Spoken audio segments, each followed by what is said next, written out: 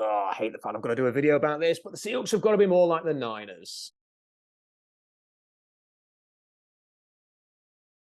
So the big takeaway from the Seahawks loss to the Las Vegas Raiders was the defense has gone back to being terrible again. They gave up nearly 600 total yards.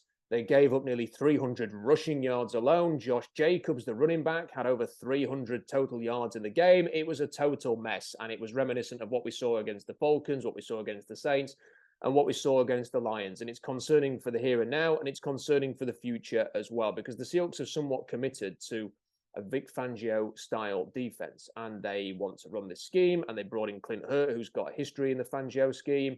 They brought in Sean Desai, who was the defensive coordinator in Chicago last year. Again, they were running the Vic Fangio defense. And when I'm watching the Seahawks play this kind of scheme, I'm thinking this isn't the right scheme to have, quite frankly. And look, a few weeks ago, I did a stream with Jeff Simmons and suggested that running the Vic Fangio scheme without the man himself ain't going to work. There's a lot of examples across the league of teams trying to copy what Vic Fangio does and failing. And Brandon Staley is probably the biggest and best example of that with the LA Chargers. And the Seahawks are not creating a Vic Fangio defense. When you think of Fangio, you think of big production on defense, pass rush, blitzing, creativity, a defense that is really tough to break down. Are we seeing any of that with the Seahawks? Of course we're not. They're giving up too many yards, too many plays, no pass rush, can't defend the run. It's a mess. And then I have a look on Football Outsiders and have a look at, who are the top teams for defense according to DVOA. And it's illuminating because you see at number 4, the 4th best defense in the NFL right now, the New York Jets, coached by Robert Saleh. The 5th best defense in the NFL, the San Francisco 49ers, essentially running the Robert Saleh defense. Now, Robert Saleh used to be a coach in Seattle. A lot of his background is from the Pete Carroll style of defense. It's not going to be completely identical, but it's very, very similar. It's that DNA. And the Jets are 4th overall of defense, and the Niners are 5th overall, running a scheme that is very similar to what the Seahawks used to run. And guess who the number 1 DVOA defense is in the league? Dan Quinn and the Dallas Cowboys. Now, yeah, I accept that the Cowboys have got Micah Parsons and they've got some other pieces, and that is probably why they're number 1 on DVOA. I understand that the Jets have got Quinn and Williams. That's probably why they're number 4. The Niners have got Nick Bosa. That's probably why they're number 5. Talent matters, but they're running a scheme that is a lot closer to the Pete Carroll defense than the Vic Fangio defense. And the Buffalo Bills, again, they're a 4-3 defense. They're the 3rd best defense in the NFL this year, and they don't have one of those game-wrecking pass rushers necessarily. So for me, the evidence is that the Fangio scheme is very hard to replicate unless you actually appoint Vic Fangio.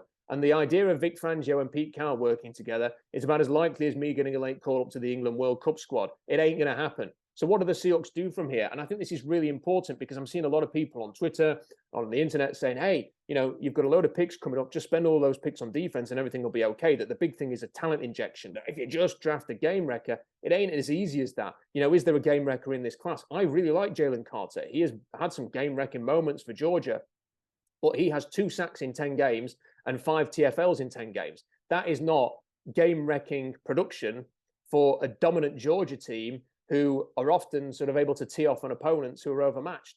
If he's a true game wrecker, you would think he'd have a bit more production than that. And I know he's had a few injuries, but still.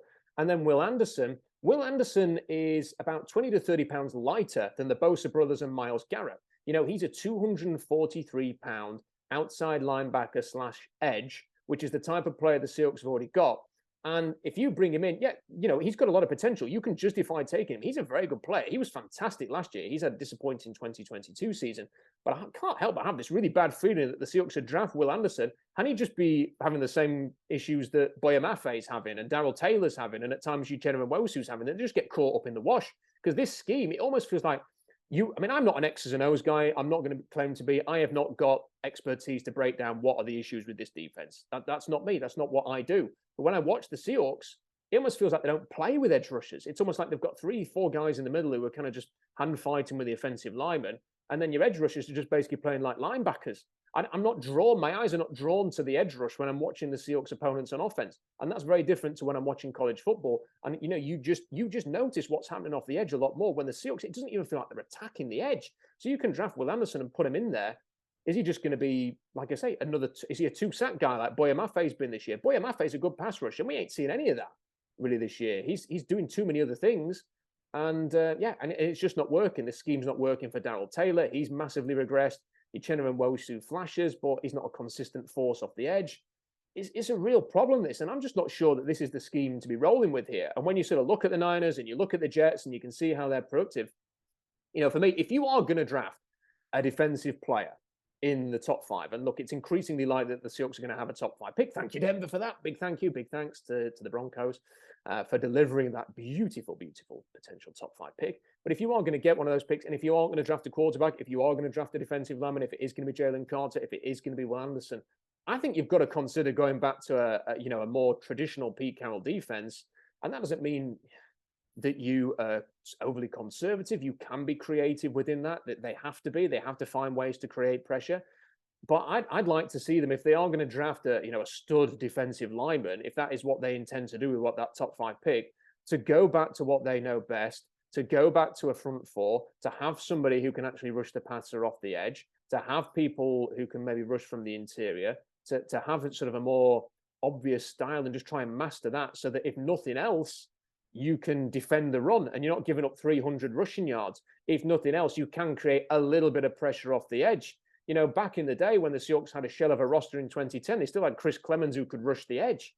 And I know that a lot of sort of Pete Carroll's schemes and his way of doing things, teams have spent years trying to combat that and work around it. And look, the defense, when they played this scheme under Ken Norton, wasn't very good and was easy to play against. So I'm not suggesting that it's just a cure-all to go back to what Pete Carroll does. But I think if you are talking about injecting talent through the draft and then finding a complementary scheme to work with this, I think you've got to go back to that. I don't think you can use the Vic Fangio defense unless you are going to go out and appoint Vic Fangio in the offseason, which I've said they ain't going to do. And just a reminder, within the top 5 defenses in the league, Dan Quinn's Cowboys, number 1, Robert Saleh's Jets, number 4, and the Niners are number 5. I think you've got to copy these teams. You've got to go and do, what are they doing well? And you've got to go and do it. And yes, that does mean adding more talent, but it also means having a look at the schemes and the systems that they're running and rolling with that. And I'm afraid this Vic Fangio idea, I was a big fan of it in the summer. I could understand it. I could get behind it. I think it was worth a try. I'm not going to have a go at the Seahawks for giving this a bash. I think it was definitely a sound idea. The thought process was all correct. It just hasn't worked. And rather than double down on this, and as we sat here in a year's time talking about the same things, talking about a defense that can't do anything again, which, this is the case this year with a few exceptions when they played some bad teams, maybe. Increasingly, it looks like that was a mirage when the defense turned a corner. It was just, hey, we're playing a dysfunctional Cardinals twice. And, we've had a chance to play the Chargers at the lowest ebb and the Giants, who are maybe being found out a little bit here. Maybe that's the reason why the defense turned the corner rather than anything else, rather than this scheme actually clicking into place. It ain't working right now. So, yeah, my opinion is just have a look. What is Robert Saleh doing well for the Jets? What are the Niners doing well? What is Dan Quinn doing well? Do that. Copy them. It's okay. It's better. I always feel like if you make a mistake, it's best just to front up, admit the mistake, and move on. I wish they'd done that with Jamal Adams. This is what I was saying after his first season in Seattle. I know he had the 9 sacks, but he just didn't fit. Nothing seemed, it was an ill fit for player and for team. And they doubled down by paying him, and now they're lumbered with that contract. They should have just accepted, this ain't right. We need to get out of this. So we'll franchise him for that second year and see how it goes. And then they could have just let him go, or they could have traded him or whatever and done whatever they needed to do. They could have moved on from that, but they doubled down. They doubled down on a mistake. Don't double down on this mistake, I'm afraid. If it means that you have to move on from someone like Sean Desai or even Clint Hurt, if it means you have to go and get somebody else, I don't know. Whatever this defense, I'm just not buying it. I don't think they're going to be able to turn the corner. I think even if we see a few improved results, I'm not sure this is the system to stick with. I'm not sure that a Fangio-less Fangio defense is going to work. What I am seeing is the productive defenses in the league right now. Dan Quinn's running it, Robert Saleh's running it, and Robert Saleh's ex-team are running it. Maybe the Seahawks need to go back to that if they're going to make this work. And if you are going to have a big defensive draft, if you're going to take, you've got 4 picks in the first 2 rounds. If 3 of those are going to be on defense, let's say, or 2 of them are going to be on defense, let's use a scheme that can make the most of those players coming in. Let's not force this, because right now, this ain't working for me, and I can't see it getting a lot better. We're too far down the season now to be seeing stuff like we saw against the Las Vegas Raiders. Yes, they're probably going to do all right against the Rams, who, like, everybody's injured for the Rams. Everybody's out for the Rams. So they're probably going to beat them. And they've got a few other easy games coming up where they should be okay. But there's some other games where they're going to get, I mean, my word, Christmas Eve against the Chiefs. Whew, watch out for that if they don't turn a corner between now and Christmas Eve. So yeah, for me, you have to go back to sort of what Pete knows. You have to go back to sort of these defenses, and you have to build your structure and around sort of what Robert Saleh and what Dan Quinn are doing, and just copy them. You know, just spend the offseason watching what they're doing, and let's just sort of do that. Get more talent in there. Let's try and recreate that. Yet we're not going to have a Bosa necessarily. We're not going to have a Quinn and Williams. Maybe we can get somebody who can at least provide some dynamism, either interior or exterior. Maybe you can go and draft Will Anderson and then go and get a defensive tackle. You know, that they've got the number 16 pick now. That could be a Brian Braside. Maybe that's where you take a punt on him. Or I really like Kalijah Kancey. And you go and get a couple of guys who can disrupt and get after it in the interior. That's how the Niners have done things by spending first-round picks on the defensive line. That's what essentially the Cowboys have done by spending high picks on the defensive line. It's what the Jets have done. You know, I think maybe the Seahawks have got to do that, and they've got to run that scheme. The scheme that they know, a scheme that they're more comfortable with, a scheme that fits some of their players better.